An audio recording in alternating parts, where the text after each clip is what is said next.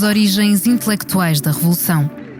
Um podcast da Biblioteca Nacional de Portugal e do Expresso sobre os livros que inspiraram o processo revolucionário que levou ao 25 de Abril. Ser livre, do pensamento, pensar, falar.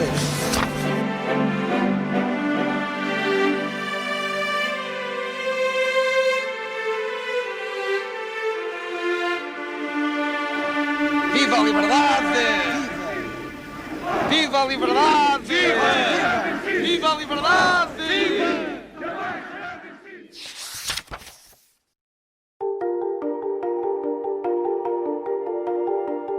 Neste quarto episódio sobre as origens intelectuais da Revolução Portuguesa, foram escolhidas 5 obras do campo do teatro, da poesia e da ficção, como maneira de interrogar a relação entre os livros e o 25 de Abril.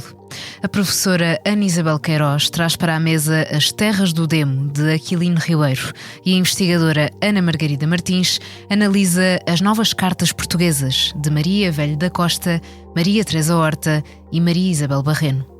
O sociólogo João Pedro Jorge fala sobre O Libertino passeia por Braga, a idolátrica O Seu Esplendor, de Luís Pacheco. Rui Lopo destaca o trabalho de Natália Correia na organização da Antologia de Poesia Portuguesa Erótica e Satírica. E por fim, Rui Pina Coelho destaca a importância da obra Teatro Moderno, Caminhos e Figuras, de Luís Francisco Rebelo, a mais importante história do teatro da primeira metade do século XX. São 5 livros, mas são mais autores, uma vez que em 2 casos se trata de antologias e, portanto, estão aqui representadas muitas vozes e textos tentando responder a várias interrogações. Em que medida estes poetas, escritores e dramaturgos produziram ou ajudaram a produzir as sementes da Revolução de Abril? E em que medida os seus personagens, contextos, paisagens e temas foram criadores de novidade, agitação, ruptura, novo pensamento ou até denúncia de um certo país ocultado? É o que vamos descobrir neste debate moderado por Inês Brazão na Biblioteca Nacional. Este podcast Expresso é só um de muitos que pode ouvir no site do Expresso ou na sua plataforma preferida. Histórias inspiradoras, os debates que importam, entrevistas exclusivas. Da cultura à política, da economia ao humor. Ouça onde e quando quiser. Fica a par das últimas novidades em expresso.pt/podcasts e nas nossas redes sociais. Expresso. Liberdade para pensar. Vou já de imediato passar a palavra aos protagonistas, ou especialistas, se assim quisermos dizer, porque é a eles que queremos ouvir, e a primeira intervenção vai estar a cargo da Ana Isabel Queiroz, que é doutorada em Arquitetura Paisagista e em 2009 desenvolveu um projeto em Literatura e Ambiente que se consubstanciou no Atlas das Paisagens Literárias de Portugal Continental. Desde então tem trabalhado em humanidades ambientais, no domínio da ecocrítica e da história ambiental. Desde 2020 é professora auxiliar do Departamento de Geografia e Planeamento Regional da Nova, FCSH. É também, acrescento, isto não estava no currículo, mas eu achei que era por bem acrescentar, uma enorme conhecedora da obra de Aquilino, com inúmeras publicações que tem este escritor como objeto. Queria agradecer, obviamente, à Biblioteca Nacional, à Inês Brazão, por este convite e por estas palavras que são muito elogiosas e que irão com certeza para lá daquilo que eu própria sou. Mas eu hoje venho aqui para vos falar de Terras do Demo. Terras do Demo tem mais de 100 anos. A sua primeira edição, datada de 1919, encontra o autor, Aquilino Ribeiro, com 29 anos de idade. E que vida cheia já tinha ele aos 29 anos de idade, cheia e indomada. Em criança foi educado por padres. Na idade própria seguiu para o seminário de Beja, de onde foi expulso, e regressou à sua região natal, na Beira Alta. Depois, em Lisboa, tornou-se amigo de carbonários. Trabalhou como jornalista, participando na sequência da Revolução Russa, no movimento de aclamação, condenando os czares e apoiando os revolucionários. Foi preso por guardar explosivos no seu quarto, num terceiro andar na Rua do Carrilhão. Fugiu da cadeia, viveu acoitado. Tudo isto pouco antes do atentado que matou o rei Dom Carlos no Terreiro do Paço. Disse-se que foi, nesse dia, a sombra do Buissa. Ele negou, embora fossem muito próximos. O Aquilino era padrinho de um dos seus filhos e o testamento dele tinha ficado à sua guarda. Para percebermos quem é o autor de Terras do Demo, vou ler-vos o que escreve no seu livro de memórias Um Escritor Confessa-se. A temporada de Omísio que passei em Lisboa teve na minha vida uma influência de maior relevo. Nem colégios, seminário, pensões em Lisboa, embora nelas soprasse forte as auras do mundo livre, me tinham arrancado para fora dos alicerces de provinciano. Teoricamente, eu estava em dia com o que havia de mais progressivo no meu século, mas a teoria só por si que vale. Eu era o incorruptível e inteiriço bárbaro, debruçado cheio de sede para o rio da mundanidade que corria ao fundo de um socalco de mármore fora do alcance. Aquilino era inquieto, sequioso de ideias novas, e foi isso que o cosmopolitismo de Lisboa lhe trouxe. Mas Aquilino declarou que precisava de ser livre, que precisava de muito mais do que isso. Emigrou para a França, fez-se aluno na Sorbonne, casou com Grete, jovem alemã, a sua primeira mulher. Sobre esta temporada em Paris, declarou: Paris de resto formou-me, deu-me imaginação, incutiu-me o culto da beleza, bebi sem chegar às fezes da taça de amor que ali se oferece a quem é voluptuoso. Nunca lá adoeci, nem do corpo, nem da alma. O período conturbado de 1914 a 1918 passou-o em França e também na Alemanha. Logo que o conflito chegou ao fim, regressou a Portugal. No entretanto, escrevera Terras do Demo, o romance. A leitura deste livro, mais do que se recomenda. Ele é um manifesto que contraria o ideário romântico sobre o campo e o retrata como um ambiente de durezas e belezas. Como escrevi eu há uma mão cheia de anos, retratou um local de granito e maias. A obra foi publicada com a carta que o escritor endereçara ao editor Carlos Malheiro Dias em outubro de 1918, no momento da entrega do manuscrito. É esta que nos vai conduzir na explicação do propósito da escrita e da razão deste título. No imaginário literário do escritor, onde se localizam estas Terras do Demo. O trabalho teve em mira, e agora cito, pintar essas aldeias montezinhas que moram nos picotos da beira, olham a estrela, o caramulo, a cernelha do Douro e, a norte, lhes parece gamela emborcada o Monte Marão.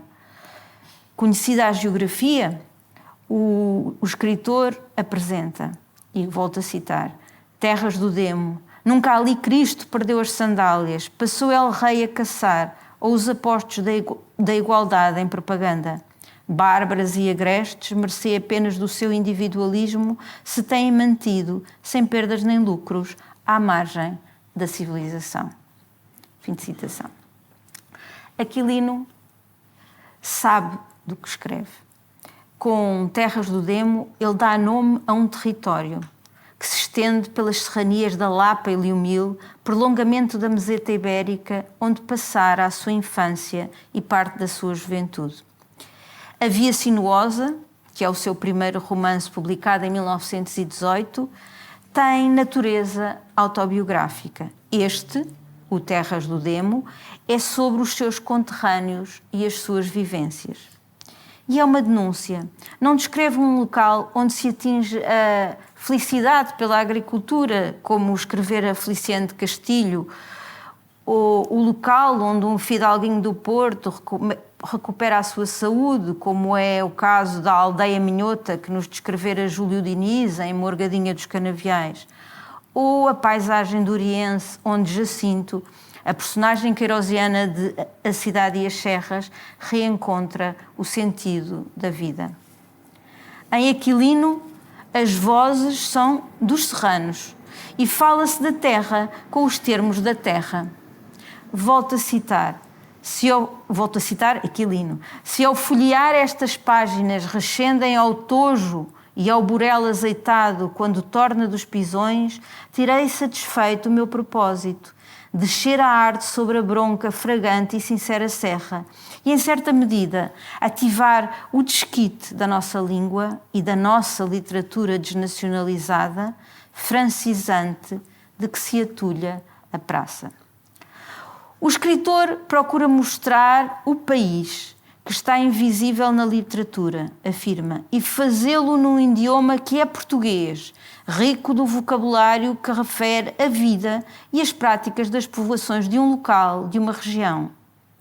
Quem mais nos poderia ter deixado um livro assim? Era material, escreve ele, que lhe andava na memória. O texto está organizado em duas partes. Na primeira, a velha e o lobo, ficam bem patentes as dificuldades cotidianas, o fraco sustento, o pesado trabalho, o trato rude.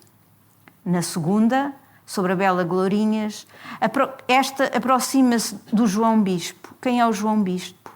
Diz Aquilino. Redondo e machacaz, tido e havido como demente, emissário implacável da porca madre natureza. Num afeto, digo eu, e comunhão sexualizada que contrariou o casamento que lhe tinha sido arranjado com o senhorito da região. Por entre esta rocha bruta renasce sempre a vida, seja da bolota que germina, seja do celebrado nascimento de uma criança, ainda que gerado fora de uma relação de casamento ou dos cânones religiosos. A subversão das regras e dos preceitos católicos que se impõem neste Portugal rural e remoto são uma constante. O anticlericalismo do mestre Aquilino está nas personagens dos párocos das aldeias. O padre Francisco Gaudêncio, cito, dizia-se que não era boa fazenda, do padre Zenoquinhas, e cito, marranito, um rascoeiro de gema, sem olhar a donzela, viúva ou casada, nenhuma moça saía a dar crédito às vozes, sem subir ao seu calvário. As descrições de personagens e paisagens são sentidas, sem serem sentimentais. Cito-me a mim própria por economia da escrita e a propósito desta questão. Pela sua pena, desfilam cores, cheiros e texturas, revisitam-se todos os defeitos e qualidades da humanidade. São ainda e sempre as lutas e labutas dos povos das serras, retratadas em muitos dos seus ângulos. Terras do Demo, romance que a editorial Bertrand chama a obra-bandeira de Aquilino Ribeiro, seguem-se muitas outras em que o mesmo território, as mesmas comunidades, as mesmas denúncias se apresentam, sem rodeios, a literatos e elites. Entre condenações e elogios, Aquilino vai fazendo o seu percurso literário. Andam faunos pelos bosques, Malhadinhas, Uma Luz ao Longe, 5 Reis de Gente, Quando os Lobos Uivam, entre outros, preenchem a sua obra ficcional das décadas de 1920 a 1950. Ao mesmo tempo, escreve os seus livros de crónicas, Aldeia, Terra, Gente e Bichos, O Homem da Nave, Geografia Sentimental. Não quero terminar sem me referir ao argumento do último romance aquiliniano sobre a sua Beira Alta, o qual encerra o ciclo iniciado por Terras do Demo. Esse romance, Quando os Lobos Uivam, é publicado em 1958 e leva o escritor a tribunal, acusado de incitamento à desordem e desobediência civil. As políticas de arborização que retiraram os baldios do usufruto dos povos das aldeias e os submeteram à administração dos serviços florestais são coletivamente contestadas pelos habitantes das serras. Os engenheiros florestais, acompanhados pelos guardas e os edis locais, são surdos aos protestos e às soluções.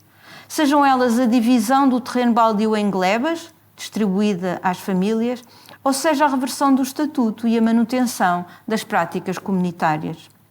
No contexto destas lutas, os líderes do movimento são encarcerados, entre eles Manuel Louva-a-Deus, a personagem principal.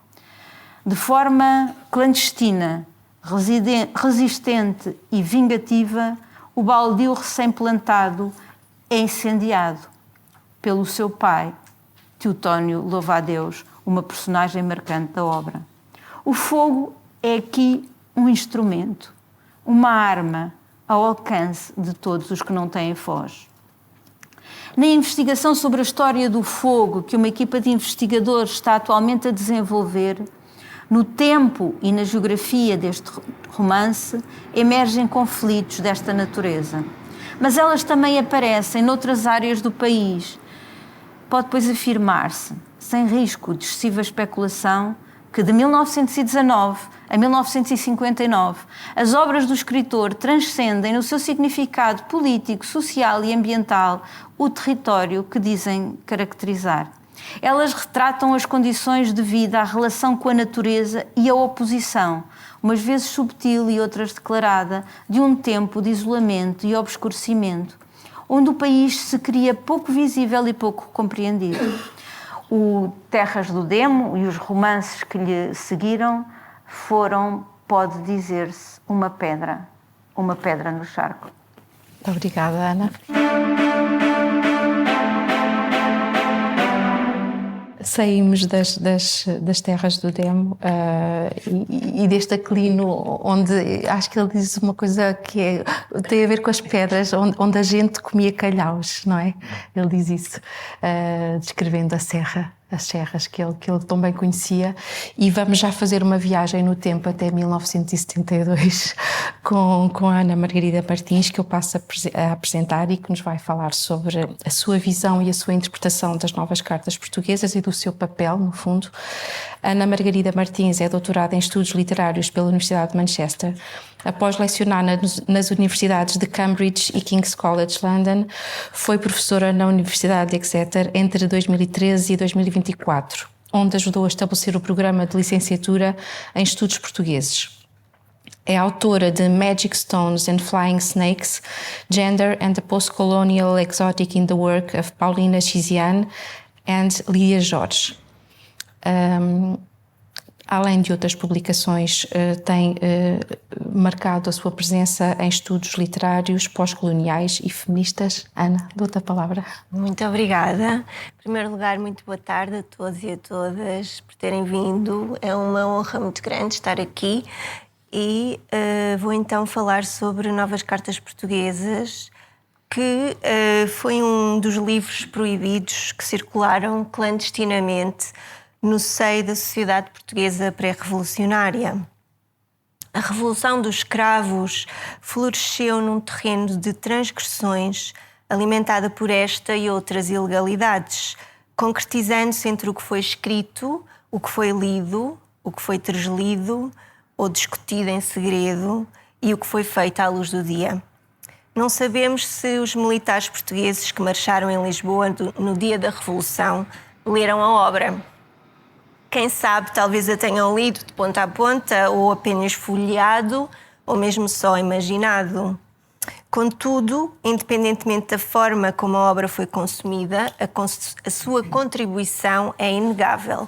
O livro expôs de forma magistral as fragilidades do regime de Marcelo Caetano, minando a sua legitimidade no exterior e desempenhando um papel crucial no desmoronar da ditadura.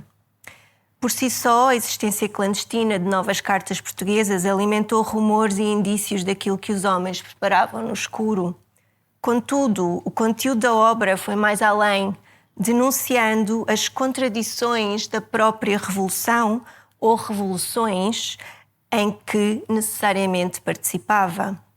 No texto, as autoras demonstram uma e outra vez as afinidades entre o mundo das ideias revolucionárias e a realidade pré-revolucionária que se pretendia superar, como evidencia a seguinte citação: em que refúgio nos abrigamos ou que luta é a nossa enquanto apenas no domínio das palavras?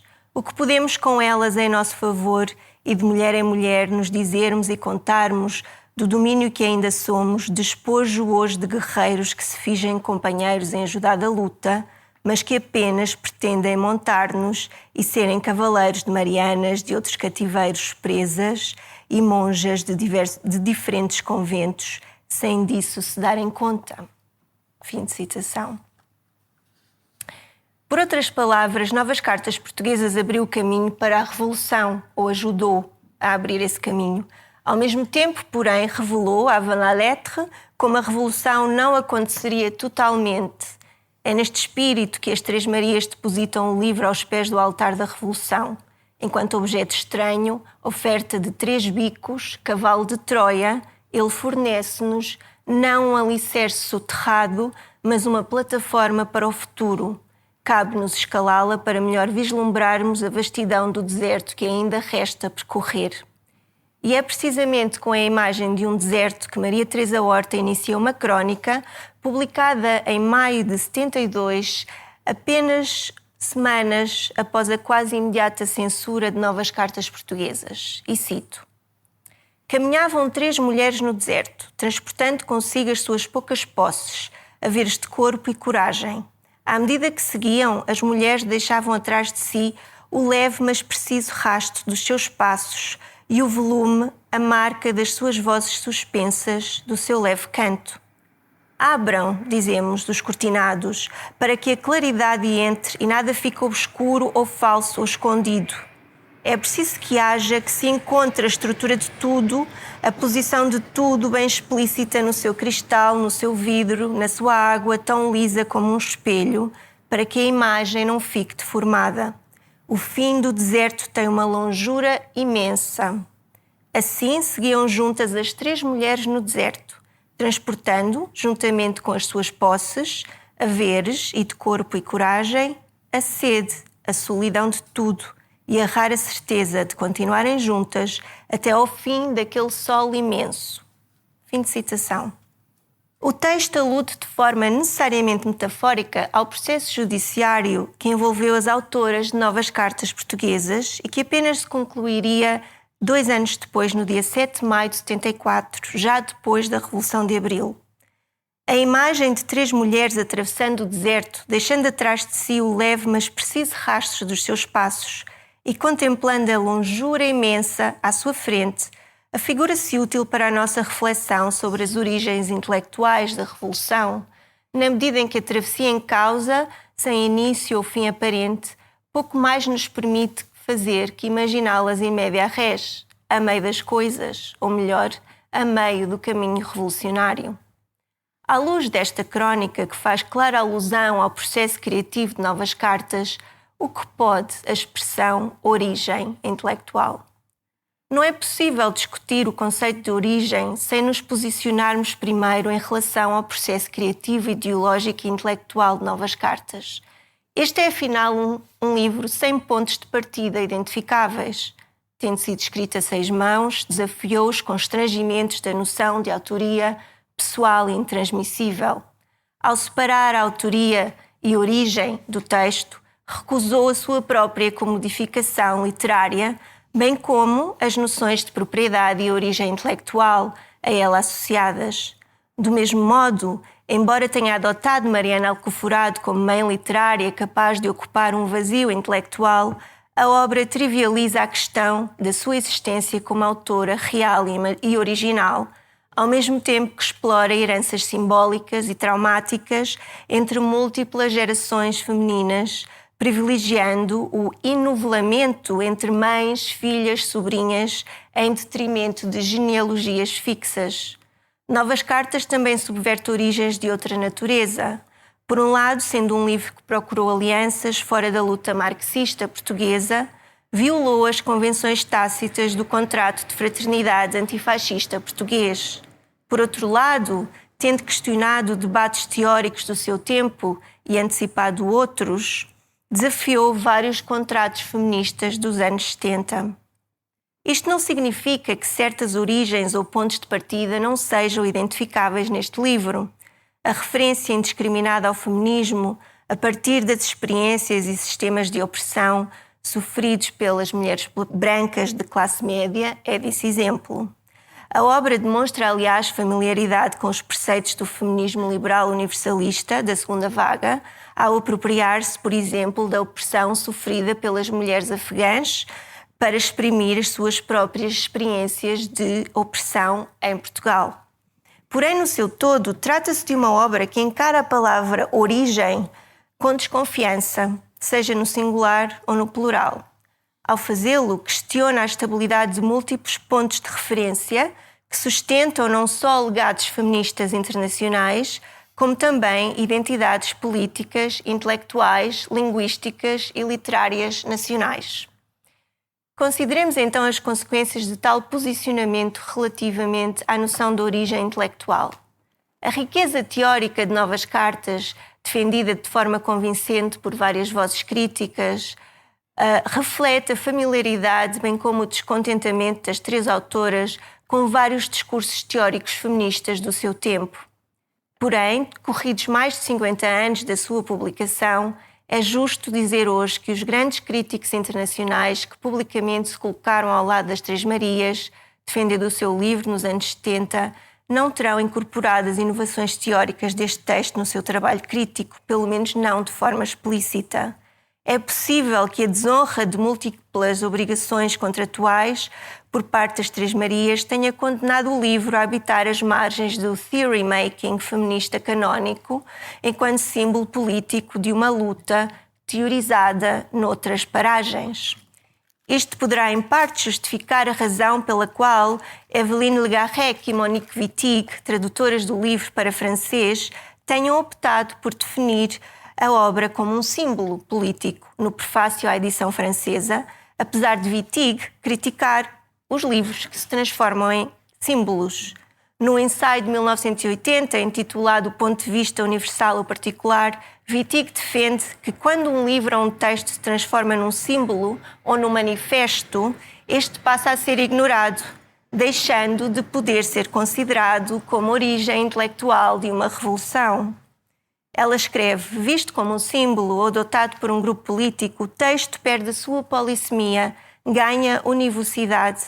Esta perda de sentido e de controle sobre a sua realidade textual impede o texto de cumprir a única ação política de que seria capaz, introduzir no tecido textual do seu tempo, através da literatura, aquilo que pretende exprimir.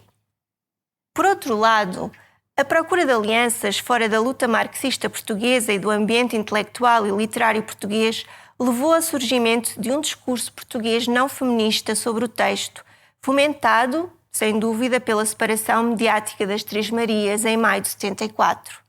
A apropriação portuguesa antifascista do livro, exemplificada pelo importante artigo de Hélder Macedo no Times Literary Supplement, em 75, onde se compara Novas Cartas, A Menina e Moça, de Bernardino Ribeiro, pretendia rejeitar a ajuda de feminismos supostamente estrangeiros na Revolução Marxista Portuguesa e promover uma leitura da obra no contexto de uma tradição literária feminina portuguesa. Neste texto de inegável importância política, Teresa, Fátima e Isabel passam a simbolizar um eu português autêntico porque feminino, embora contraditoriamente enraizado numa tradição de travestismo literário, ou seja, num passado literário sem mulheres. Este feminismo português sem mulheres não só distancia as Três Marias dos feminismos internacionais, como silencia os diálogos feministas encenados pelas escritoras com várias audiências, nacionais e internacionais, no livro. O surgimento de um discurso português não feminista impede, portanto, que este atue como texto fundacional, até certo ponto. Em suma, é inegável que Novas Cartas desempenhou um papel pioneiro no processo revolucionário e contribuiu para as bases intelectuais não só da Revolução Portuguesa, como também da Revolução Feminista Internacional da Segunda Vaga.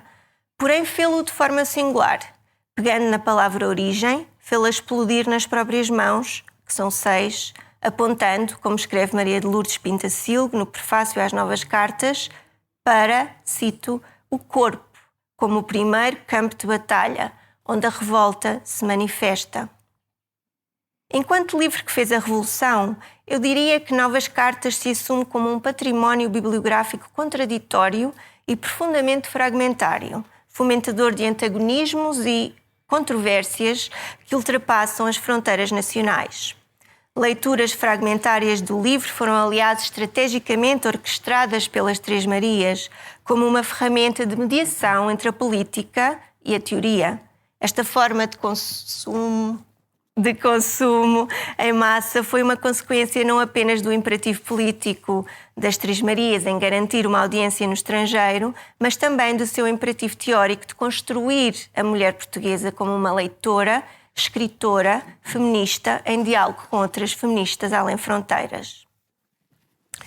Enquanto património intelectual da Revolução, a obra procura cruzar práticas de escrita e leitura com questões relevantes ainda hoje. É possível ser portuguesa e feminista? Para quem escrevemos? Quem nos lê? O que podem as palavras? É precisamente neste campo, colocando questões que rompem com a noção conservadora de origem e raiz, quer nacional, quer internacional, que a obra revela o seu inestimável valor revolucionário. Obrigada. Obrigada, Ana.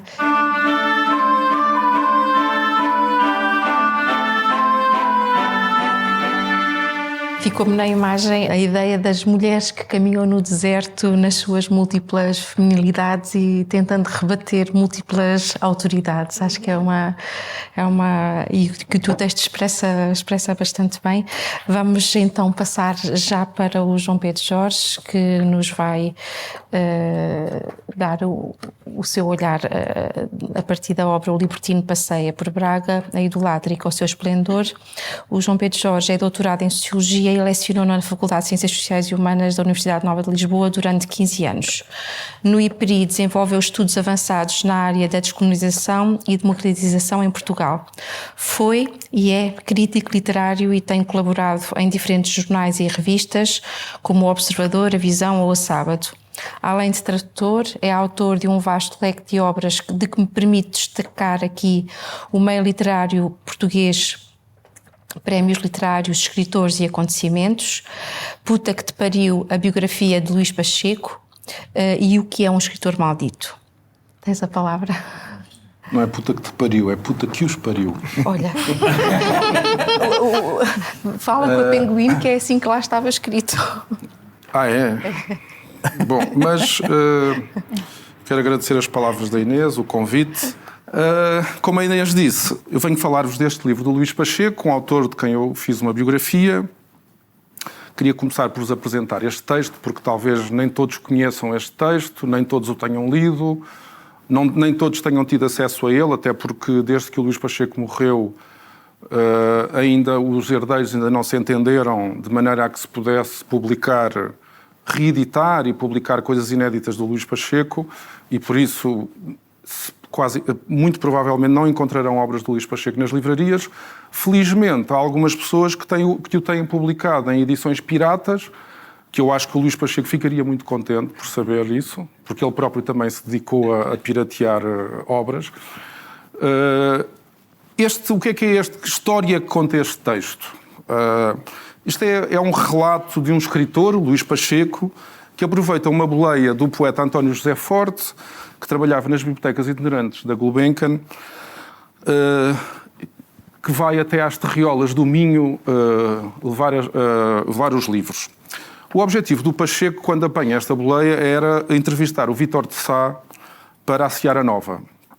Entrevista que acaba por não acontecer, porque o Vítor de Sá diz que não tem tempo para ser entrevistado. E enquanto o António José Forte percorre o Minho com a biblioteca itinerante, o Luís Pacheco fica em Braga, embebeda-se e decide fazer uma tarde de luxúria na cidade. Vai caminhando pelas ruas de Braga, vai farejando as lolitas minhotas que se lhe cruzam no caminho. Segue-as, mete conversa com elas, tenta seduzi-las, não consegue. Encontra depois um magala, o qual também tenta seduzir, mas também sem grande sucesso. Isto é, assim, em traços muito genéricos, o que é este pequeno texto, não é? Que texto é este, ou que estatuto tem este texto em termos literários? Este é um texto claramente autobiográfico, como quase todos os textos do Luís Pacheco, aquilo a que ele chamava reportagens de mim. De resto, o Luís Pacheco, em toda a sua vida, não fez outra coisa senão escrever textos autobiográficos, porque dizia ele que lhe faltava a imaginação e a fantasia para escrever outros textos que não fossem autobiográficos. Aliás, ele próprio não se considerava um escritor de gabinete, propriamente. Ele dizia ler, escrever, cair de bordo na cama, arrasado, contactar com pessoas, terras, fazer experiências do diacho, nem todas agradáveis. E, portanto, ele levava uma espécie de vida picaresca, de saltimbanco, grande parte da sua vida foi feita assim, e, portanto, se era uma vida picaresca, ele dizia que logo o tom picaresco que terá que tomar tudo o que escreva e que se fundamenta em autobiografia. Aliás, a regra dele era primum vivere, depois escribar.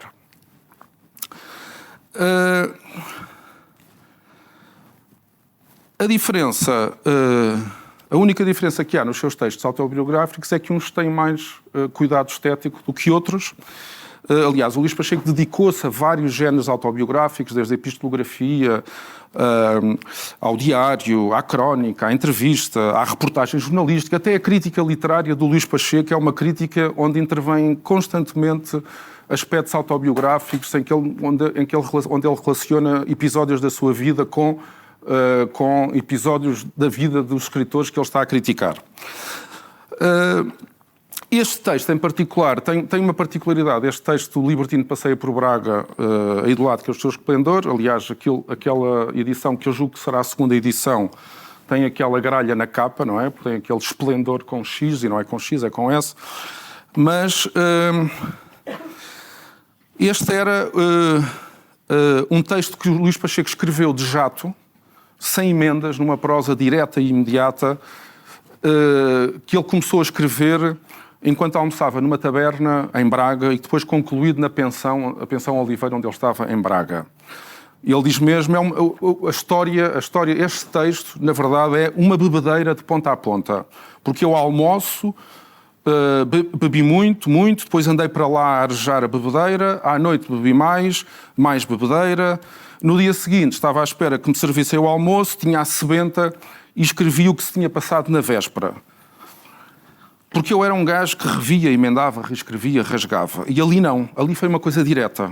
E porque as pessoas talvez não acreditassem que era direto, publiquei numa edição do Libertino o texto manuscrito.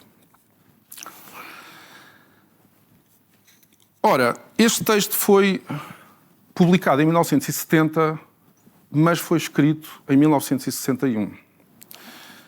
Em 16 ou 17 de outubro de 1961. Portanto, durante anos este texto andou em bolandas com o Luís Pacheco, ele com aquela sebenta. Depois de algumas atribulações, ele deu ao Vítor Silva Tavares, o futuro editor da etc., para que lhe guardasse aquele texto. A companheira do Vítor Silva Tavares acabou por datilografar este texto, que depois teve várias sessões de leitura em casa de alguns amigos, em casa do Aventino Alves Teixeira, do Júlio Moreira, do Manuel Grangeiro Crespo, conhecido como General Rodinhas, porque andava de cadeira de rodas. E portanto, entretanto, no meio destas andanças, o Luís Pacheco, em 69, encontra numa tipografia uma quantidade de exemplares do Sodoma Divinizada, do Raul Leal, uma edição da Contraponto, que ele nunca fora levantar. Comprou esses exemplares ao tipógrafo e, com o dinheiro que fez da venda desses exemplares, produziu a primeira edição deste texto do Libertino. Quem tratou desta edição foi o Vítor Silva Tavares, que levou o texto para o Porto, onde ele foi para uma tipografia do Porto, onde o Pacheco chegou a ir a rever provas. O texto ficou pronto em janeiro de 1970 e, portanto, há aqui uma diferença de cerca de 9 anos entre a data de escrita e a data de publicação. Quando o Luís Pacheco, quando o livro ficou pronto, o Luís Pacheco estava internado no Hospital de Santa Marta devido a problemas de álcool, com uma ressaca terrível, depois de uma grande bebedeira que tinha apanhado com um amigo, o Jorginho, chamado Rata dos Cabarés, e que tinha também com uma angina de peito mal diagnosticada. Portanto, foi a convalescer numa cama do Hospital de Santa Marta, que ele recebe os 500 exemplares desta primeira edição do Libertino, que lhes são entregues pelo Vítor Silva Tavares, pela Lia Gama e pelo Lauro António, que tinham ido almoçar e que depois do almoço o tinham ido visitar ao hospital e que lhe tinham levado estes 500 exemplares. Foi uma primeira edição muito bonita, com o Orstex do gráfico Carlos Ferreira e com um prefácio do Júlio Moreira. Foi vendida. Esta edição foi toda vendida, nem sequer chegou a ir às livrarias. E por isso não foi apreendido, foi proibido, o texto foi proibido, mas não foi apreendido porque os 500 exemplares foram todos vendidos sem sequer terem ido às livrarias.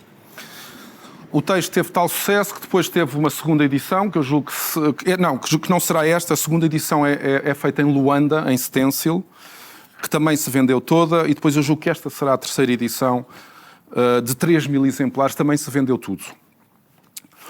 Ainda no Hospital Santa Marta, o Pacheco foi intimado, finalmente, pelo processo literário da Antologia de Poesia Portuguesa Erótica e Satírica, que ao fim de quase 3 anos de adiamentos, tinha sido retomado esse processo.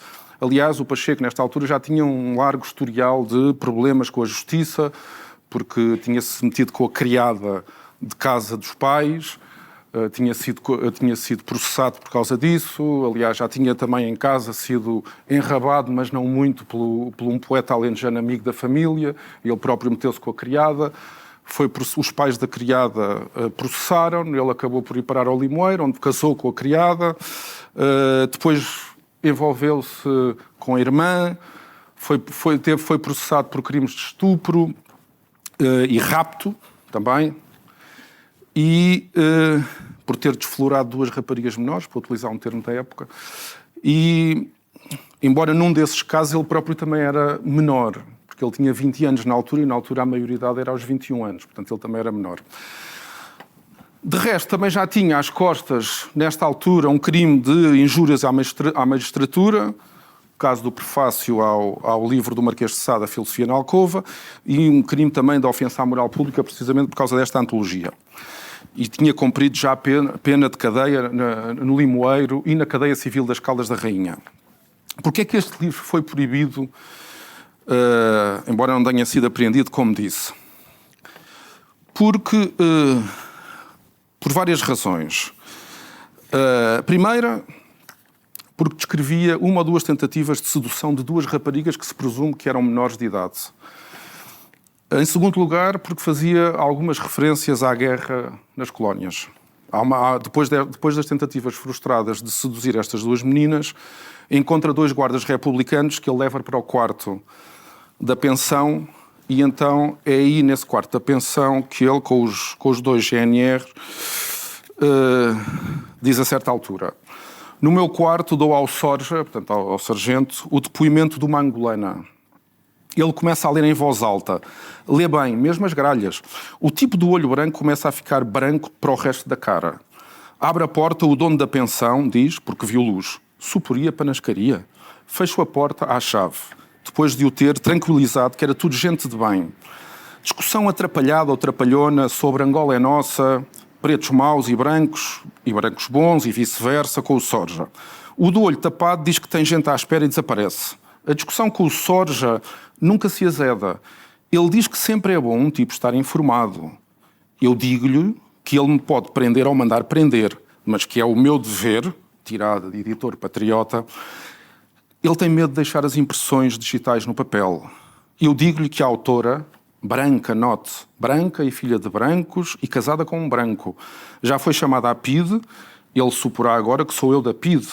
Estamos os 2 bêbados e taralhocos. Acaba por jurar que pode morrer, mas aquilo é nosso, e foi nosso, sim, que há uma razão para se defender, e que pensa que há de ter a sorte de matar ao menos um preto antes de o matarem a ele, e pira-se clamando mortes e glórias. É um doido.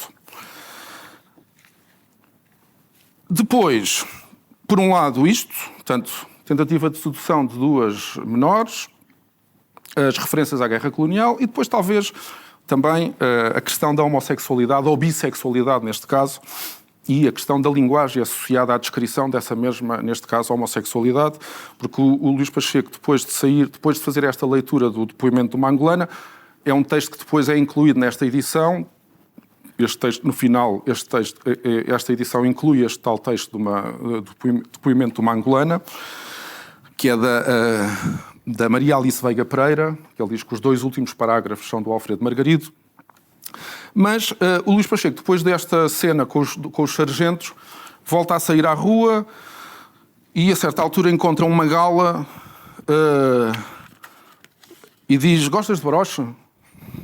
E depois dá-se uma conversa sobre isto, gosta de broche, gosta com não sei o quê, e ele diz: descemos em carreiro, em bico à direita da estrada, escuridão, é o lugar ideal para mijar, cagar ou brochar discretamente. Calculo que ele está a provocar-me com o caralho fora das calças, quer festa, mas eu estou muito senhor de mim.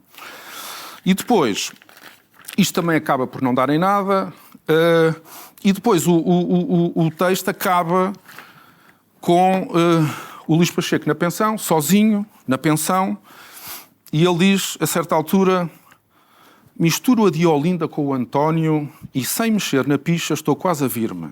De repente, tudo é tão violento que tenho de bater uma punheta. Como a natureza previu todas as nossas fraquezas e ausências, dotou-nos também com um caralho para o cu atrás. Para o cu de trás. Meto o dedo médio todo no cu, bato a punheta, e a ejaculação forte, porque há dias que estou sem deitar nada cá para fora, dá-me contrações no esfíncter, gozosíssimas. Venho-me imenso.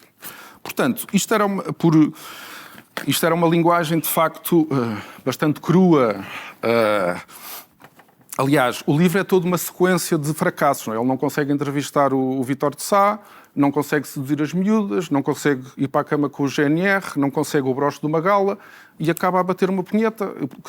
Poderíamos dizer que, no fundo, é aquilo que o máximo que se consegue naquele regime é a masturbação, não é? E eu não sei quantos escritores vivos tinham falado assim de si próprios, com tais pormenores. Naquela altura, eu julgo que será uma das grandes referências explícitas à homossexualidade, sem Rodriguinhos na linguagem. Com certeza que o Luís Pacheco não foi o Vasco da Gama nem o Cristóvão Colombo deste tipo de literatura. Mas, para um escritor vivo, acho que teve... E tinha esta agravante, é que se passa-se em Braga, o epicentro dos valores tradicionais e católicos, uma cidade, como ele diz, com fedor a padre. Mas seguia também esta tradição libertina, que é fazê-lo ali, precisamente naquele epicentro católico, era como um desafio a Deus. Não é? Era o libertino que ia buscar a noiva ao convento para fazer a sua ofensa a Deus. Quer dizer, ele toma Deus como seu rival. Porque o libertino não nega Deus, nem o seu poder. O que ele pretende, isso sim, é vencer Deus e ainda por cima na sua própria casa. Mas, claro, diferentemente dos congêneres franceses, regra geral, aristocratas, este nosso libertino português tem um aspecto pelintra, as calças rotas no rabo, os sapatos com buracos nas solas e sujos de poeira, tem um aspecto também cómico, óculos com lentes de fundo de garrafa, etc. O próprio Pacheco se chamava assim, por alguma razão, um pequeno libertino, não o Marquês de Sade, mas o Marquês do Sado, visto que ele viveu durante muito tempo em Setúbal. Finalmente, só para terminar, é importante dizer que o Luís Pacheco achava que isto tinha que ser um texto em que contava a sua história, em que punha os nomes todos, porque estar a tentar seduzir umas lolitas minhotas e pedir um broche a uma gala, a partir de uma personagem chamada António ou Francisco, não tinha a mesma força. Não é? E fazê-lo na primeira pessoa tem a força da convicção e da exemplaridade. Pronto, está dito.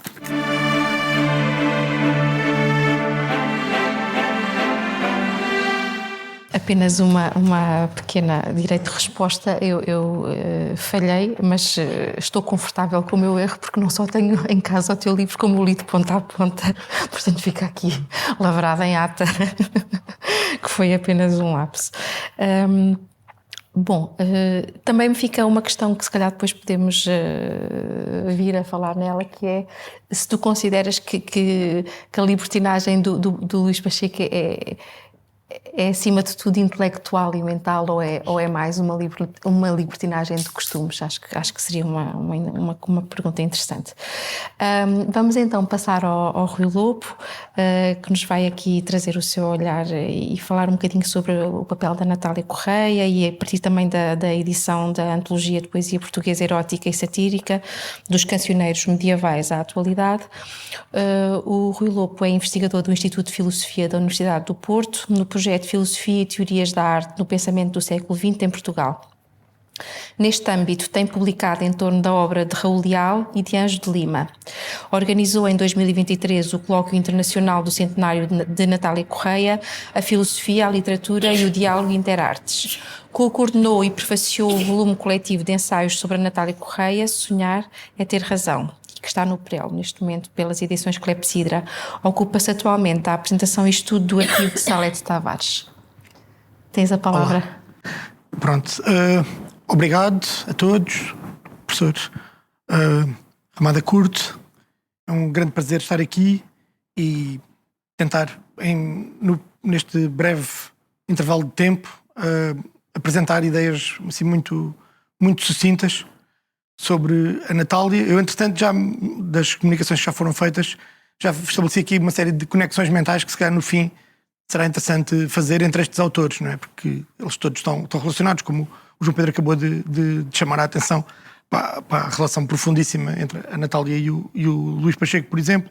Depois o Luís Francisco Rebelo tem aqui uma notinha que eu não posso deixar depois de referir na badana deste livro, mas eu iria começar, e não iria começar pelo princípio, mas pelo fim. E o fim é o processo em tribunal. E acho que pensei que, metodologicamente, poderia ter algum interesse falar primeiro disto que é as consequências, disto que foram as consequências da publicação desta obra, para depois pensarmos um pouco no que é que é esta obra e quais as suas origens. Então, o processo em tribunal, como o João Pedro já referiu, arrastou-se por quase 7 anos, o que revelou uma particular crueldade, mas também há dimensões que o processo revela que dão bastante que pensar e que são bastante reveladoras, e neste sentido, num ciclo como este, percebe-se mesmo que alguma coisa tinha que mudar naquela sociedade. Então, temos 2 advogados que se tornaram mais tarde ministros da Justiça, envolvidos neste processo, não é? O Salgado Zanha e Vera Jardim. O Palma Carlos não chegou a ser ministro da Justiça, mas também foi uma destacada figura da oposição democrática. O processo em tribunal reveste-se de várias características que eu chamaria a atenção em termos muito, muito sucintos. Começa por o processo da PIDE, não é? A primeira leitura, ter uma afirmação inacreditável em que o leitor diz 2 coisas. Uma, que o livro é pornográfico. Outra, que o livro se insere numa celebração do centenário de Bocage, organizada pela uma organização comunista do Bocage. Uma coisa que me parece perfeitamente delirante. E há um terceiro argumento. O da pornografia não vou discutir por agora. O segundo argumento disto se inserir numa comemoração comunista do Bocage parece mais ou menos especulativo, para não dizer delirante. E o terceiro argumento do censor é que sabia de ciência certa que os textos atribuídos ao Bocage e ao António Boto não eram verídicos, não eram fidedignos. E aqui já me parece bastante interessante a finura, não é, do censor, que, reprovando um livro pornográfico e comunista, mas acima disso, os textos não são dos autores legítimos. E então quebra da autenticidade autoral, parece-me assim mesmo a flor no topo do assunto. Depois o processo passa por várias peripécias bastante interessantes. Há um dos procuradores que põe um bocadinho, parece pôr uma areiazinha na engrenagem, porque diz que desde que o processo foi movido, que não há quaisquer provas de que o livro esteja a ser distribuído, pelo que não há corpo de delito. Ora, eles, este procurador devia ser de alguma forma favorável. Pronto, o regime tinha estas contradições e a Natália também sabia explorá-las como ninguém, mas na sequência deste reparo, eles fazem um novo raid à casa da Rodrigues Sampaio, à casa da Natália Correia, e encontram uma série de livros que justamente se destinariam à Biblioteca Nacional e a outras bibliotecas. Este ponto também me parece interessante. Não eram livros para vender, eram livros que se argumentou com a destinação da biblioteca. Eu trouxe os livros foram depois apreendidos, a história é conhecida, e foram, ao fim daqueles anos todos que o processo durou, foram condenados à destruição pelo fogo, não é? Parecendo cumprir um texto profético de alguém que nem passou à história como sendo o Bandarra, que foi o David Mourão Ferreira, que no outro texto da badana deste livro tem uma expressão incrível, que é provável que também suscite em meia dúzia de paranoicos ou em 2 ou 3 dezenas de recalcadas, porque o espírito de inclusividade já marcava o David Mourão Ferreira, e então dirigiu-se aos senhores, que poderiam ser meia dúzia de paranoicos, e às senhoras, 2 ou 3 dezenas de recalcadas, que o livro poderia suscitar a sádica nostalgia das fogueiras do Santo Ofício. E assim foi, não sem que tivessem que vestir a carapuça de saudosos do Santo Ofício. Estes aspectos são particularmente dolorosos. A justiça tem sempre um caráter de classe. Alguém como o Luís Pacheco passou pelo processo de forma muito mais dura que outros, não é? E depois foi condenado mesmo a prisão efetiva, depois conseguiu safar-se, não sei como. João Pedro saberá muito melhor esses processos, essas peripécias do que eu. O que é facto é que eles foram todos condenados, não é? O Ribeiro e Melo, a Natália, o Pacheco e o Cesarini, penas de prisão comutável em dias de multa, e a multa, para quem não a podia pagar, era dura. Para ir a tribunal como testemunhas de abonatórias, além da presença dos advogados, que eu já chamei a atenção, que revela um pouco como a grandeza de pessoas que ele ditava e como as elites portuguesas estavam divididas, não é? Queria chamar a atenção para a quantidade de testemunhas abonatórias que foram chamadas e que o Luís Pacheco, por exemplo, vai chamar pessoas mais ou menos conotadas com o regime, não é? Como o Couto Viana, por exemplo. Já não sei quem é que chama o Almada Negreiros. E a Natália chama, por exemplo, o Orlando Vitorino e o José Marinho, pessoas ligadas ao movimento da filosofia portuguesa. E depois há pessoas ligadas ao Partido Comunista que lá estavam, o Urbano Tavares Rodrigues e outras pessoas, e pessoas independentes, mas ligadas à oposição democrática. Um dos agentes presentes é o responsável pelo assassinato da secretária do Humberto Delgado, uma das pessoas que aparece nos autos. Isto depois é descrito pelo Francisco Topa, um artigo que faz o resumo do processo, um artigo que vale a pena ler, pelo Vladimir Nunes. E pronto, queria chamar assim a atenção para estes aspectos do processo que dura ali entre finais dos anos 60 e princípio dos anos 70. Depois, o Pedro Piedade Marques fez este artigo, que é bastante interessante, que é o biógrafo do Ribeiro e Melo, não é? O editor Contra. Tem um documentário que passou na RTP, dá para ver na RTP Play. E eu queria lhe fazer um pequeno remoque, porque ele neste texto, o Natália e o Espectro, refere-se a um episódio que ele denomina como o segundo processo. E o segundo processo seria quando, em 1990, com grandes dificuldades financeiras, Ribeiro e Melo queria reeditar a antologia. E a Natália Correia escreve uma carta que eu vou passar a ler, é muito breve. Em 90, à Sociedade Portuguesa de Autores, recusando o pedido.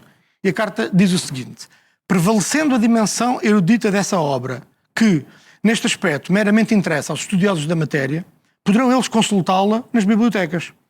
Foi, porém, motivo determinante da sua publicação constituir ao tempo essa obra uma pedrada no charco de um puritanismo que funcionava como uma das armas da repressão instituída. Ultrapassado esse objetivo, na sociedade livre que temos, e a partir daqui sublinho o que vou dizer, a sua reedição, despojada do sentido combativo que teve, prestar-se-á a uma leitura em que os versos licenciosos, nela antologiados, atrairão os consumidores de pornografia, causando um grosseiro sensacionalismo amplamente lucrativo para o editor, mas que eu expressamente repudio. Pronto. Isto é a Natália 1990. O Pedro Piedade Marques faz este artigo chamando Natália e o Espectro, insurgindo-se contra esta posição da Natália em 90, que parece que repete e sanciona e legitima as críticas do regime, as críticas dos censores. O remoque que eu queria fazer é porque ele só cita a partir daquele momento, a partir da sua reedição. Eu percebo que quem escreve em jornais tem sempre a limitação dos caracteres, mas valia a pena ter citado desde o princípio. E um segundo remoque, porque ele diz que a Filipa Martins, a biógrafa, ignora por completo este caso. Bom, a biografia está construída cronologicamente, ele deve ter procurado o ano de 1990 e não encontrou, mas este caso está referido na página 294 e na íntegra, a carta está citada na íntegra. E eu não queria dizer isto por escrúpulo de erudição, porque não acho que isso seja muito importante, mas porque o que me parece mais relevante não é que ele tenha-lhe escapado a página da Filipa Martins. É que seria mais interessante ele discutir os argumentos que a Filipa Martins apresenta. E a Filipa Martins diz duas coisas. Que quando, nos anos 60, a Natália diz que aquilo é uma obra puramente científica, de estudo, de erudição e de investigação, quase que académica. Aliás, ela socorre-se de duas grandes autoridades, a Carolina Michaelis e o Rodrigues Lapa, para reivindicar a obra como uma obra de estudo e de erudição. E o que a Filipa Martins diz é: Natália estava a ser totalmente sincera quando reivindicava esse estatuto científico para a obra. E em 1990, uma reedição, ao denunciar Fernando Ribeiro e Melo, porque os seus propósitos seriam menos nobres, isto é a Filipa Martins que diz, Natália não cai em contradição. Pronto, então seria mais interessante, o remoque que eu queria fazer não é esta coisa das citações ou da Filipa citar ou não citar, que isso parece-me irrelevante, mas a argumentação da Filipa Martins, de que isto não é uma contradição e de que os propósitos seriam menos nobres. Seria mais interessante discutir. Então, queria referir este caso que me parece interessante. E isto para terminar esta primeira parte do processo em tribunal. A segunda parte, já estou, 2 minutos, é muito breve, mas tinha que dar aquele lado social. A origem da antologia é o Cardoso Marta, não é? O Cardoso Marta é alguém que começa faz este ano de 100 anos a revista Atena. Não é? Na revista Atena encontramos um texto magnífico do Cardoso Marta sobre Ex Libris, em que ele, ironicamente, qualifica como uma vesânia contagiante, uma monomania do nosso tempo, o bibliofilia e o colecionismo. E, como é óbvio, está-se a referir a si próprio, que padecia dessa vesânia contagiante e dessa monomania do século. E o Cardoso Marta tem várias características que a Natália vai recuperar. A Natália vai herdar a sua biblioteca, a Isabel Cadete Novaes diz que a Natália comprou a biblioteca, a Filipa Martins diz que ela a herdou. De qualquer forma, o Cardoso Marta viveu na casa da Natália, foi seu padrinho de casamento.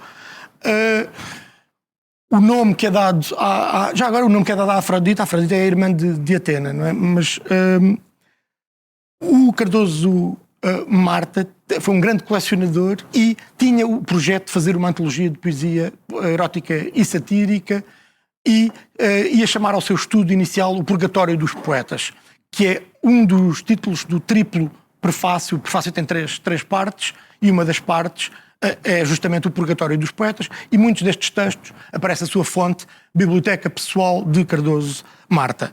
O Cardoso Marta tem vários pontos que ele refere e que são adotados pela Natália Correia. Um é dizer que os poetas lembram-se de um tempo em que o catolicismo ainda não tinha estragado o prazer de viver, não é? E esta frase anticatólica, o Cardoso Marta ter-se arrependido não se terá arrependido de a escrever ou de a pensar, mas preferiu não a publicar. Mas o que é facto é que a Natália vai absorver essas ideias e vai usá-las no seu prefácio. Então queria chamar a atenção aqui para a importância do Cardoso Marta, não é? Que alguém que tinha saudado a Revolução Modernista, que tinha, na Atena, que tinha dito que a Revolução Modernista só irá enriquecer os bibliófilos. Isto é uma maneira muito indireta, muito witty, muito curiosa de saudar aquilo que os companheiros da Atena, o Fernando Pessoa e outros, estavam a fazer. Sim, terminar. Depois faltava a terceira parte, que é as ideias fundamentais dos prefácios de Natal. Podem ficar para o debate. Tudo bem. Perdoa-me ter-te cortado a palavra e ainda nem chegámos ao gênio criativo da Natália, ainda ficámos só pelo seu papel enquanto editora e por todo um conjunto de papéis que ela desempenhou críticos e com o peito às balas, não é? Durante este período. Mas realmente vamos concluir com o Rui Pina Coelho, vamos acabar a partir do teatro, com a obra Teatro Moderno, Caminhos e Figuras, do Luís Francisco Rebelo, que foi editada em 1957. O Rui Pina Coelho é professor auxiliar na Faculdade de Letras da Universidade de Lisboa. Dirige o Centro de Estudos de Teatro da FLUL desde 2019. Dirigiu a segunda série da Sinais de Cena, que é uma revista de estudos de teatro e artes performativas, entre 2015 e 2022. Coordena o volume Teatro Contemporâneo Português, Experimentalismo, Política e Utopia. Coordena também o Laboratório de Escrita para Teatro do Teatro Nacional Dona Maria II e coordenou entre 2015 e 2019. Desde 2010 colabora regularmente com o Teatro Experimental do Porto enquanto dramaturgo e dramaturgista. Força. Sim, muito obrigado, Inês. Muito boa tarde a todas e a todos, e vinha falar hoje desta obra, Teatro Moderno, Caminhos e Figuras. A resposta que eu consegui encontrar para a questão que norteia esta sessão é uma pergunta que foi apresentada ao painel pela Inês, é uma explicação movida mais por um desejo do que por uma qualquer evidência científica ou rigor histórico. E a pergunta era, em que medida estes poetas, escritores, escritoras, dramaturgos e dramaturgas produziram, ajudaram a produzir as sementes da Revolução de Abril? Em que medida os seus personagens, contextos, textos, estética, censura, paisagens criadas e temas criaram novidade, agitação, ruptura, discussão, desejo ou outras coisas? Estou assim a citar o e-mail que foi partilhado entre o painel. Eu não sei se tal coisa acontece. Não tenho a certeza de que poemas, livros, peças de teatro produzam ou possam ajudar a produzir as sementes da Revolução. Não tenho a certeza de que personagens, contextos, textos, estética possam criar novidade, agitação, ruptura, discussão, desejo ou outras coisas. Gostava de acreditar que sim, mas confesso que os nossos tempos sombrios têm vindo a embrutecer a minha crença. Creio, infelizmente, que os textos não mudam nada. Creio triste que o teatro não muda nada. creio, contrariado, que as coisas a que tenho dedicado a maior parte das horas claras da minha vida, o teatro, a escrita, as aulas, não servem para grande coisa. Mas creio, contudo, que simultaneamente o teatro, a escrita, as aulas podem mudar tudo. Não servem para nada a não ser para mudar tudo. Não creio, contudo, que o livro que venho aqui falar, hoje nesta sessão, As Origens Intelectuais da Revolução, tenha feito grande moça no fascismo português. É um livro de divulgação científica, é uma história do teatro, teatro moderno, caminhos e figuras, de Luís Francisco Rebelo. É uma antologia de textos de e sobre teatro, onde estão compilados ensaios, prefácios, peças, ilustrações e fotografias de espetáculos. E esta escolha para esta obra, a minha escolha para esta obra, é também uma oportunidade para homenagear Luís Francisco Rebelo no ano 2024, em que se comemoram os 100 anos do seu nascimento. Luís Francisco Rebelo é o historiador do teatro português. Tem muitas obras publicadas sobre história e crítica do teatro e foi também um prolífico dramaturgo. Além disso, foi fundador e membro da direção de vários grupos de teatro experimental. Em 1946, é um dos fundadores do Teatro Estúdio do Salitre e em 48 dos companheiros do Pátio das Comédias, 2 dos mais importantes grupos de teatro do pós-guerra. Embora algumas das suas peças tenham sido proibidas pelo regime fascista devido às suas ideias, entre aspas, progressistas, foi frequentemente encenado por amadores, grupos experimentais e até pelo Teatro Nacional. Traduziu também Shakespeare, Brecht, Beckett, Strindberg, Miller, Ibsen, enfim, traduziu 50 autores, entre muitos outros. Em maio de 71, Luís Francisco Rebelo foi convidado pela Câmara Municipal de Lisboa, um episódio conhecido, para criar uma companhia teatro municipal, com sede no, então, recém-adquirido Teatro São Luís, cuja direção assumiria. No entanto, enfrentou conflitos com a Comissão de Censura devido ao seu programa artístico, que pretendia implementar, tudo a propósito da encenação da peça-mãe de Stanislas Witkiewicz, às vésperas, portanto, proibida no ensaio de censura na véspera da estreia, espetáculo com a encenação do Artur Ramos. Diante desse impasse, Rebelo decidiu demitir-se do cargo em março de 72 e, em toda ironia, a situação inspirou um comentário ouvido num teatro da revista. O Teatro São Luís agora chama-se o Teatro Sem Luís. De 73 a 2005 foi presidente, Luís Francisco Rebelo, da SPA, cargo que deixou em 2005. Para ser rigoroso, creio que a importância relativa de teatro moderno, caminhos e figuras, só pode ser entendida se lhe dermos algum contexto e se a colocarmos em relação com outras obras congêneres. O contexto é, eu acho que já não estamos nesse paradigma, mas estávamos até não há muito tempo, o contexto é o do atraso da chegada do teatro moderno a Portugal. Será escusado dizê-lo, mas nisso a censura desempenhou um papel fulcral. Não obstante a censura em Portugal ser um sinuoso fenómeno hidra, Luís Francisco Rebelo, muito sumariamente, e no que o teatro diz respeito, caracteriza como assenta em 3 vetores, portanto seria uma censura ideológica, económica e geográfica. Ideológica porque os autores, os textos, os encenadores e os artistas que o regime considerava subversivos ou menos favoráveis eram banidos do contacto com o público e a sua obra proibida. Económica porque o elevado preço dos bilhetes excluía imediatamente a classe trabalhadora e o campesinato, e geográfica, porque a atividade teatral se baseava quase essencialmente em Lisboa. Embora a inevitável crise que assolou o teatro português não se deva exclusivamente à censura, esta está no seu epicentro. Durante a primeira metade do século XX, e mais precisamente até o 25 de abril de 74, Portugal só estará em contato com algum teatro moderno, dito experimental, através do trabalho de coletivos amadores ou de estudantes. Apesar deste quadro, houve um esforço de renovação e modernização. Foram breves as aventuras logo no início do século, como o Teatro Livre, em 1904, o Teatro Moderno, em 1905, de Araújo Pereira, a experiência ao ar livre do Teatro da Natureza, em 1911, ali nos Lindos de Palhavão, onde é agora a Gulbenkian, que saltava tudo pelos muros e ninguém pagava bilhete. E o Teatro da Jovénia, em 24, uma escola de teatro para amadores, dirigida novamente por Araújo Pereira. Nesta escola, conta a lenda que os atores não podiam agradecer as palmas, nem os espectadores podiam aplaudir os exercícios para não incentivar a vaidade dos artistas.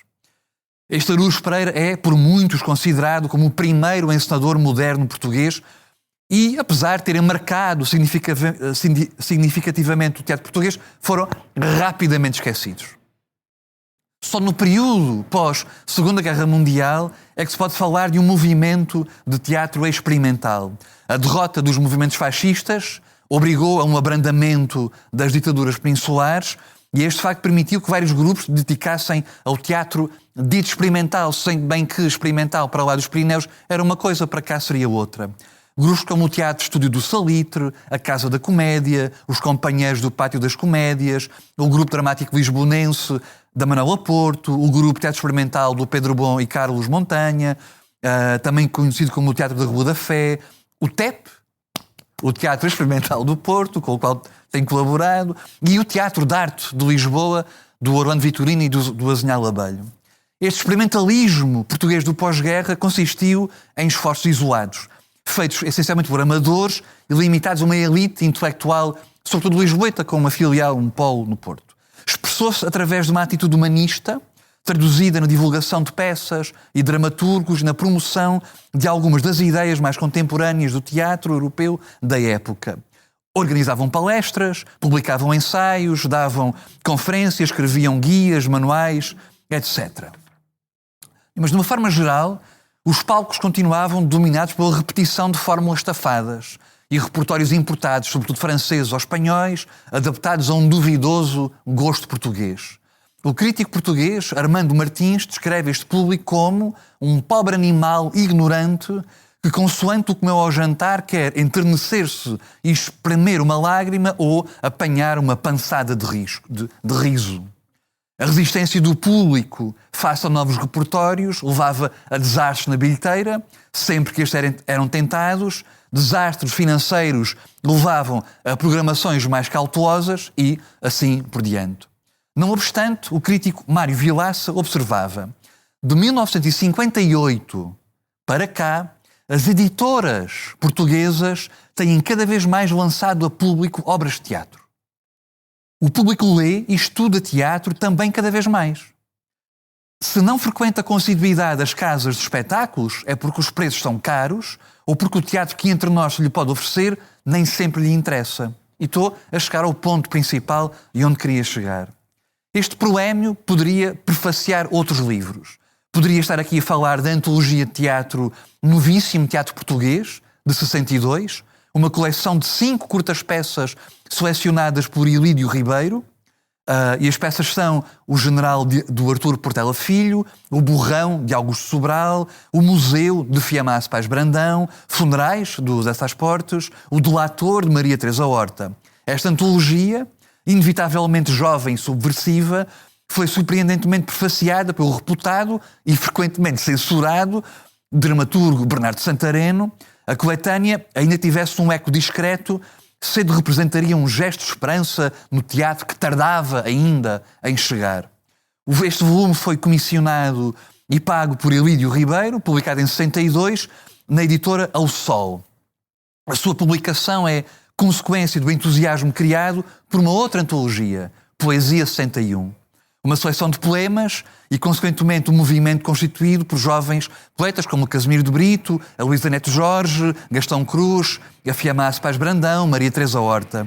Estes revolucionaram a poesia portuguesa da década de 60 e revolucionaram aqui entre aspas, combinando as mais experimentais explorações da linguagem com um voraz comentário político e social.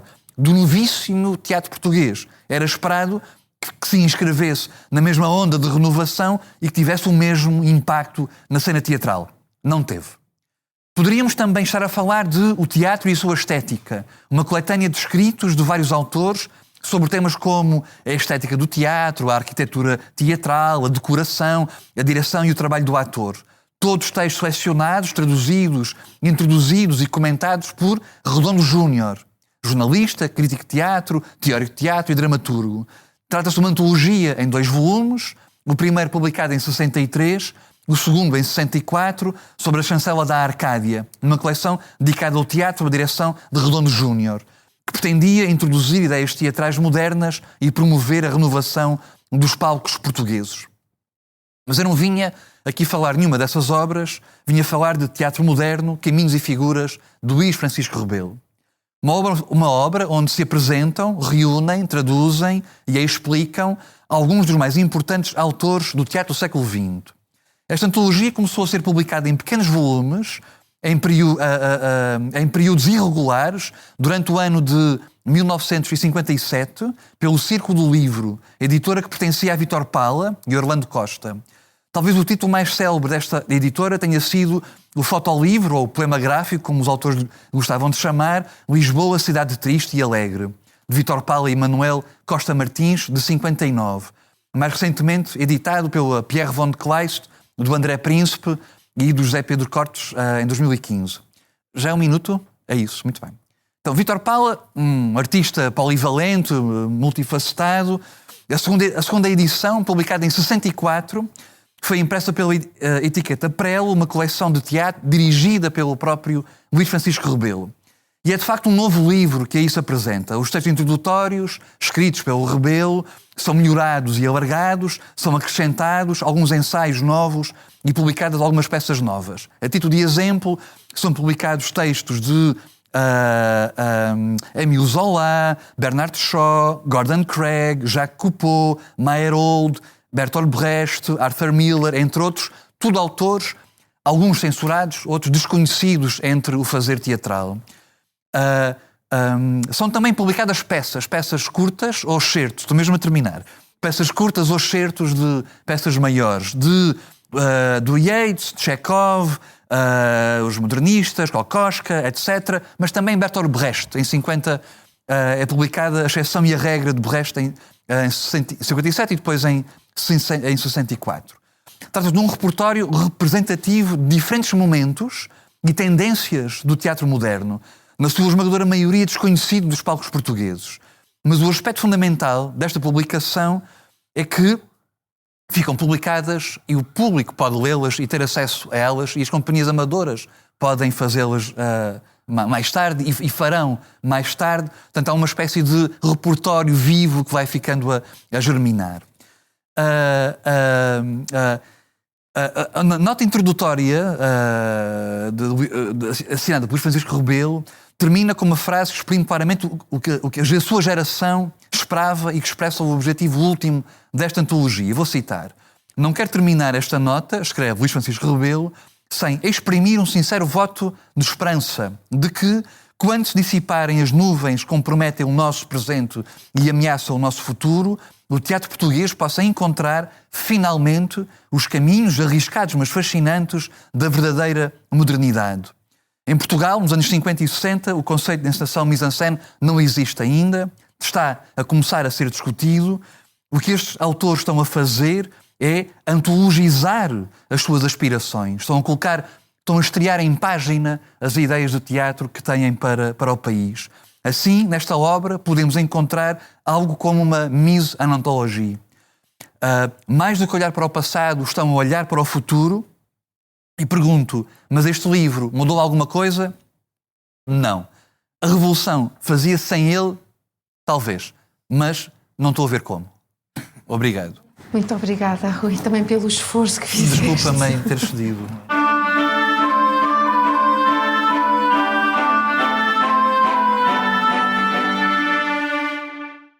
Então, eu vou começar precisamente pelo Rui. Eu também li a introdução E acho que, para além da parte particular que citaste, interessou muito aqui um momento em que é dito que, mais do que qualquer arte, é no teatro que se reflete melhor a cor do tempo. Ele diz isto, mas depois faz uma ressalva que o teatro estar a acompanhar a cor do tempo não significa realmente que seja obediente cegamente e oportunista às ordens do dia. Eu acho que isto é complexo, esta ideia, mas ao mesmo tempo fez-me de facto perceber ou pensar porque é que ele põe a primazia no teatro ao invés de outras artes como a literatura e a pintura ou o cinema ou o que quer que seja, não é? E isto, de facto, gostava também de te ouvir porque temos que perceber se também neste tempo mais opressivo foi possível essa fuga, não é? Essa fuga para a representação do tempo. Então, isso é uma coisa que me interessava no caso da Natália. Eu conheço menos, Rui, por isso eu se calhar... Eu gostava também de te ouvir naqueles bocadinhos, sempre minutos que nós temos, falar dela enquanto autora, não é? Ela diz que esta obra foi o abalo sísmico, não é? Que provocou e, portanto, está continuamente associada àquilo que estas ondas de choque que a edição da obra provocou, mas ao mesmo tempo falta-nos, se calhar, aqui este outro lado dela, ou desde também a forma como o encoberto, não é? Porque há toda ali uma leitura política do que se pode fazer sobre esta representação que ela faz do Dom Sebastião, assim um bocadinho velada, um bocadinho ou nada velada, mas em que estão outras coisas em jogo, e que ela de facto tem essa ousadia, não é? E também um bocadinho até que ponto é que achas que a ousadia daquele tempo hoje é anódina, isto é, se nós podemos questionar, isto também é um bocadinho para o Luís Pacheco, até que ponto é que estes textos ainda só não são mais discutidos e criticados pelo seu lado pouco normativo porque são menos lidos ou porque não estão sossegados nas suas prateleiras e nas estantes das bibliotecas e das livrarias. Em relação à Ana, eu estive a ler um bocadinho também a tua visão sobre a forma como encaras esta obra, e uma coisa que eu não sabia, portanto confesso aqui perfeitamente a minha ignorância, há ali uma disputa logo na sequência da publicação das novas cartas que tu achas que entorpeceu toda a carga explosiva e realmente importante do ponto de vista das vozes que ali estavam e das fraturas que ali foram criadas. E falas um bocadinho daquela tensão entre feminismo e marxismo, onde é que está, elas próprias discutem um bocadinho isso, não é? Portanto, a Maria Velha da Costa a ficar triste porque tinha sido considerado um livro feminista, falta o lado das outras que não estão aqui representadas. Tu achas que foi isso que fez com que tenha havido se tenha dilatado o interesse, este hiato que se criou enorme, gigantesco, esses dissensos prejudicaram de facto a forma como tanto tempo passou até que viesse a ser recuperada? O que é que incomoda-me um bocadinho, não sei se é esta a explicação, mas passaram 30 ou 40, quase 30 anos até que nós voltássemos a colocá-la no lugar que merece, não é? Então gostava de ouvir um bocadinho em relação a isso e em relação à Ana Isabel. Eu também, nós falámos, partiste das terras do Demo e depois terminaste com quando os loibos uivam. E o que eu gostava de te ouvir talvez um bocadinho mais é se achas que de facto, agora puxando um bocadinho para este tempo dos anos 50 do facto de quando os Lobos vão também ter sido alvo de inquérito e tudo mais, não é? Que depois aquilo acabou tudo bem, porque ele teve acho que 300 pessoas a subscreverem uma carta em nome dele, não é? Mas se achas que de facto o ponto de colisão foi esse não idílio campestre, ou seja, essa sua capacidade de desconstruir essa romantização. Achas que é isso ou se calhar é mais alguma coisa que merecemos ouvir da tua parte para conhecer melhor porque é que ele de facto também incomodou e agitou? É um bocadinho isto. Eu não sei se posso ir um pouco nos calcanhares da Inês Brazão e eu gostaria de dizer 4 coisas que me parecem que são 4 traços que percorreram as comunicações. O primeiro é que se estes textos de natureza literária abrem estrada para uma revolução, é porque todos eles estão comprometidos com processos de controle da censura. E penso que esse foi o traço comum, não é? Frente a esses mesmos mecanismos da censura, e é evidente que todos estes livros, todos estes autores se posicionam de forma diferente relativamente à censura ou aos processos judiciais que daí derivam também. No caso do Pacheco há a questão da censura, mas há também a questão do próprio controle judicial. O segundo aspecto que me parece ser importante é que os 3 grandes temas que estão aqui assim em discussão, começando pelo do Aquilino, a questão da pobreza e do atraso de uma sociedade que se mantém estática, em primeiro lugar, e depois a questão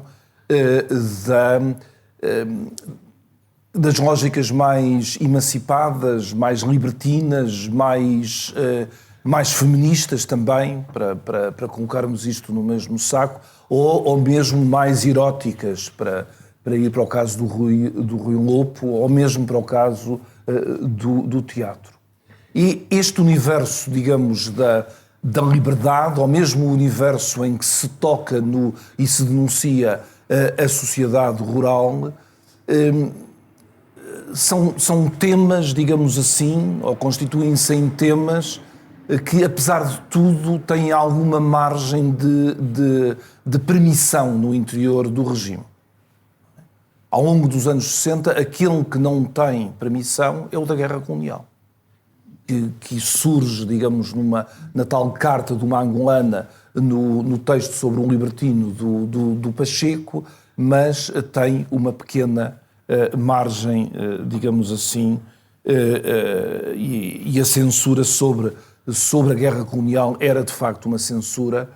O Rui também sabe isso a partir das peças da peça do Setão Monteiro, era de um outro teor. Depois há aqui um terceiro aspecto que me parece ser o aspecto que aliás foi evocado pelo Aquilino quando se sentiu alvo de uma perseguição, que é, e que surgiu agora na interpretação do Rui Lopo relativamente à antologia da Natália Correia, que é a reivindicação da autonomia do literário. A partir do momento em que se reivindica o literário, o Aquilino tem várias passagens nesse mesmo sentido. A partir do momento em que se reivindica o ato de imaginação, digamos, havia como que uma forma de resistência possível a um possível controle por parte do regime e por parte da censura. Eu julgava, e fiquei até espantado que o João Pedro Jorge não tivesse falado disso, que no caso do Pacheco, aquilo que me parece ser, para além da autonomia do literário, mas essa muitas vezes é difícil de justificar no interior ou em relação com os textos do próprio Pacheco, é a reivindicação de um ato de loucura. E é o jogo com essa mesma loucura como forma de reivindicação quase que de um estatuto de anormalidade que se aparta da imposição de uma ordem considerada a ordem normal, entre aspas. E por último, e penso que a apresentação sobre o teatro do Rui Pina Coelho é muito interessante nesse mesmo sentido, é que nós, quando analisamos a literatura, estamos precisamente a conferir-lhe esta mesma autonomia, estamos sobretudo a conferir a autonomia dos próprios textos, mas, por exemplo, o máximo que existe vai no fundo para a poesia, não é? A criação poética como a criação do próprio texto, mas quando tocamos no teatro estamos a mergulhar num universo que é muito mais compósito, num universo de um campo que se está a alterar profundamente, em que o teatro, frente a outras indústrias culturais, nomeadamente as do audiovisual, da rádio e da televisão, e da explosão, precisamente nestes mesmos anos, entre a primeira e a segunda edição desta obra sobre o teatro de Luís Francisco Rebelo, remete-nos precisamente para outras questões que são não só as questões das indústrias culturais que estão a acontecer, como também do grafismo e do design, aliás, aqui evocado sob a forma ou na obra do Vítor Paula, não é?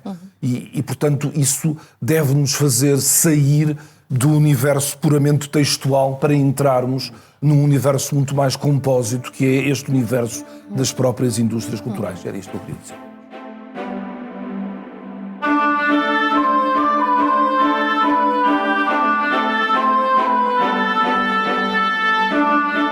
Este episódio foi gravado na Biblioteca Nacional no dia 20 de novembro de 2024 e contou com a participação de Ana Isabel Queiroz, Ana Margarida Martins, João Pedro Jorge, Rui Lopo, Rui Pina Coelho e Inês Brazão.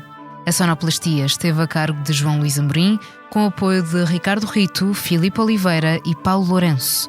Voz off de Teresa Amar Ribeiro, coordenação de Joana Beleza, direção do Expresso de João Vieira Pereira e direção da Biblioteca Nacional de Diogo Ramada Curto. As Origens Intelectuais da Revolução é um podcast enquadrado na comemoração dos 50 anos do 25 de Abril.